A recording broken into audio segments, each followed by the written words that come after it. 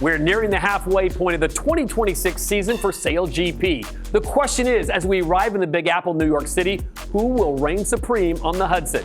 Will it be the champions of last year, Los Cayos, Spain, looking sharp right now as we approach event number 6? Or will the Bons Flying Roos, the 3-time champions, continue to carve up the competition? We'll discuss it here on The Countdown.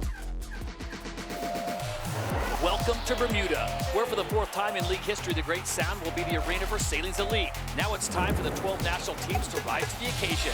Los Cayos will pick up the victory in race number 5. Bons Flying Roos are on fire. Beautiful by the Germans. Beautiful by all 3 teams. The green and gold reigns supreme in Bermuda. And I'm honored to welcome in my 2 colleagues, Stevie Morrison and former Emirates GBR athlete Hannah Diamond. Hannah, let's talk about the Australians. The Bons Flying Roos sit on top by 10 points clear. Why are they so good right now?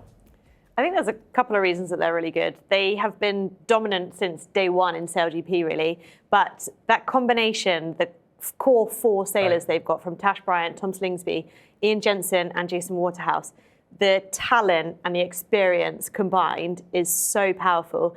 And for me, one of the things that is great to watch, they are genuinely having an amazing time sailing in this league. Yeah, I mean, you mentioned Ian Jensen, and I think for me, he was the big signing of the off-season. You know, he was champions with Emirates GBR, moved across to Australia, and he's no doubt he's made him better. And then the other thing, Slingsby's a confidence animal. You know, as soon as he's kind of feeling big and strong and confident, he's just lethal. And why shouldn't he be? They've won the last 3 out of 4, plus they were the 3-time champions. As we take a look at the standings, and it will confirm that the Bons Flying Roos are on top by 10 points over last year's champion, Emirates GBR, sit on 35 points, 1 point back. Los Cayos, the winners of Season 4, bumping the Americans, US SailGP team, down to 4th place into 31 points. And Stevie, I want to circle back to Los Cayos. The Spanish won here last year in New York City. Are they a contender this weekend? Oh, they're absolutely a contender. Any Spanish fan, but I think any sailor out there knows how well they're sailing at the moment. For me, there's 2 teams that are sort of a league above everyone at the moment, and that's Australia and Spain. Yeah, I'd be staggered if they weren't in the final. I don't know what you reckon. Well, I think they've made a couple of the last finals, but they need to be able to execute and perform in those final races. We've seen a couple of teams over the last few seasons, they make a lot of finals, but they're not able to convert that into a win, and the Spanish don't want that to be a reputation they're going to have. They won here last year, and so I'm sure they're going to be gunning for the win again this year. Yeah, I just feel like with it that they've made a final every event they've competed in this year, and they're not far off. And actually, there's only one final you need to win. That's right, yeah. Well, if there's anyone that has pressure on this weekend, it is the US SailGP team. They were in 3rd. They got bumped to 4th by the Spanish at the last event in Bermuda. So, Hannah, as you look at Taylor Canfield, winners in Sydney, Australia, how do they get back to their winning ways and put aside all the pressure of everyone expecting them to win here in New York City? Well, I mean, their starting has been unbelievable all season. They have quite different strategy, and that's Taylor Canfield's kind of USP. That's what he's really, really good at. They've made a massive step up in performance across the win range, but I still think there's a couple of questions we've got to ask about their strong win performance. So hopefully this weekend is a weekend where they can show that they've improved across the board. Yeah, absolutely. I mean, I think Taylor's sort of like, not to sort of put it too much on the driver, but he is very, very good at the starting. We'll see what we get here. It's looking like we could have the 2 extremes this weekend. We could have very windy. We could have windy and then light. Not sure how that will totally suit them, but light Sunday could be an American weekend. So, Hannah, what makes sailing in Hudson River, New York City, Lower Manhattan so difficult?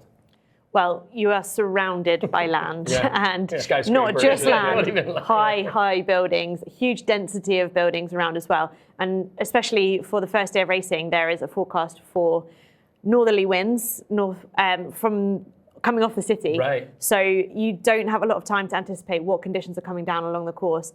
Add into that, you've got a hugely tidal venue, so it's really difficult to sail the boats. And I think we're going to have quite strong winds for the first day of racing, so even harder.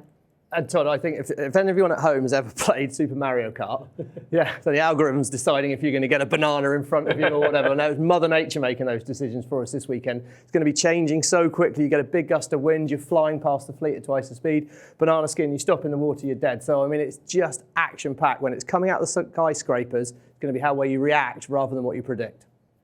All right, well, we got boots on the ground in New York City. Manhattan is the site for this weekend's event, and we had a chance to catch up with the U.S.'s head coach, Marcus Lynch, and get his take on how his team may do. The US are obviously significantly improved from last season. I mean, you're sat fourth in the table at the moment. Yeah. Can you share a bit about the secret to that success at all? Yeah, I mean, what we've really focused on in the last 9 or 10 months is building routine and process.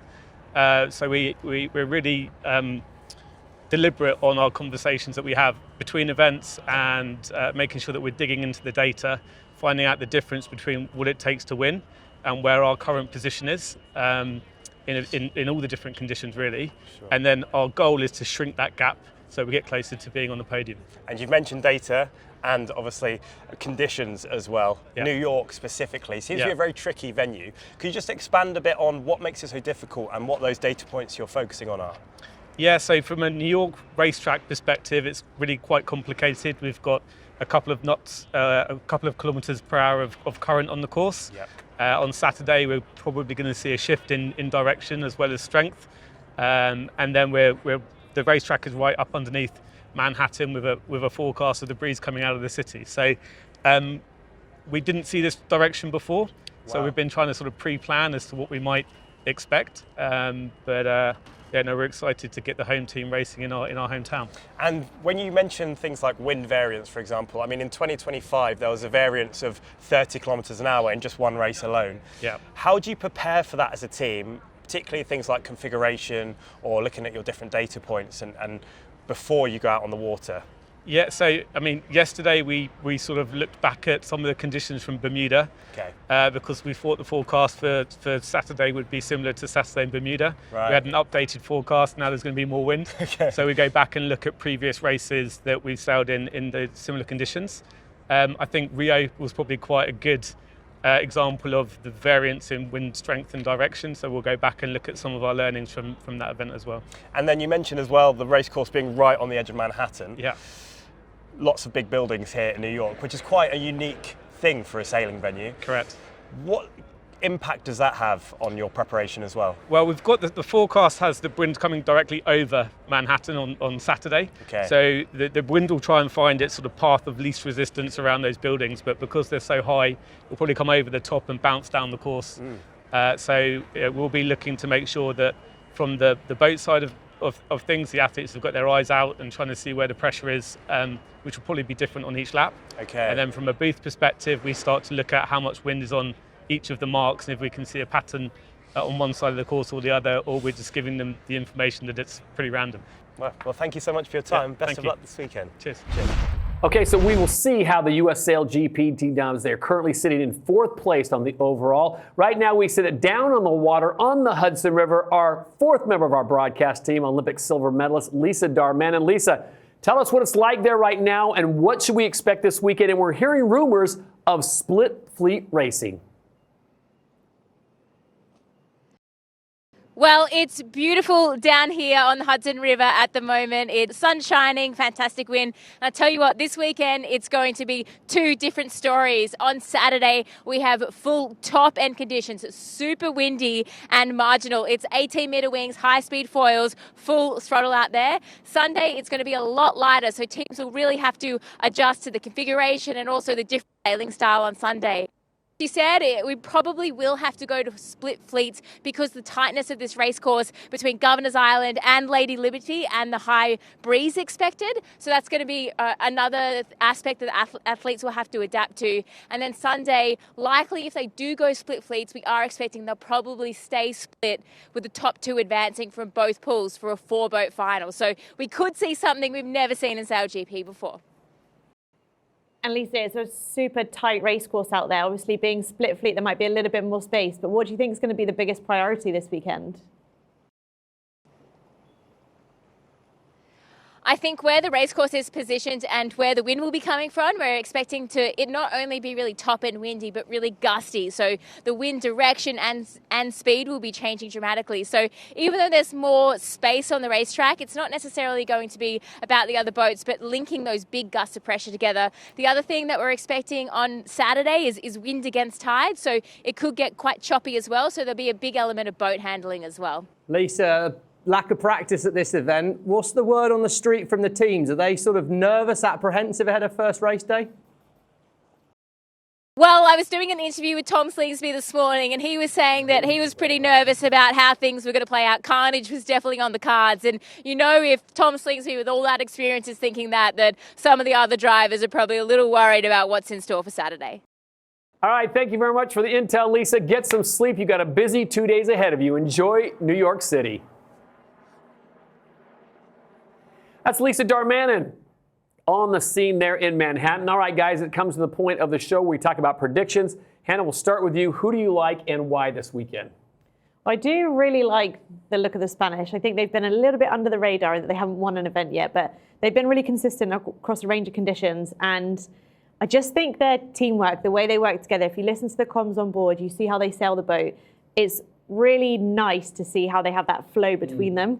And so I think it's going to be hard to bet against them this weekend. Todd, I'm just intrigued to see how they end up with the different groups. If we go split fleet racing, you've got such a high chance that you've got just like a super group, if you like. Yeah. And so there could be an easy path in for a team that might be an interesting team. 4-boat final, we weren't seen one of those before.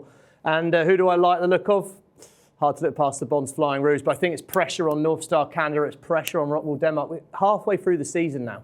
I threw you guys a bit of a curveball. We didn't show you the teams and how we think it's going to be projected. These are the two groups, A and B, and this is just a projection, not confirmed just yet. But this is what it looks like it may play out. So you've got Group A, Todd, Italy, Brazil, France, the Bonds Flying Rouge, US SailGP team, and Rockwell Racing. Group B, Emirates GBR, Los Cayos, Artemis, Germany Deutsche Bank, North Star, and Explorer Swiss. We found the group. If you want to change your pick, Stevie, how do you feel about it now? Oh, I don't want to be in Group B.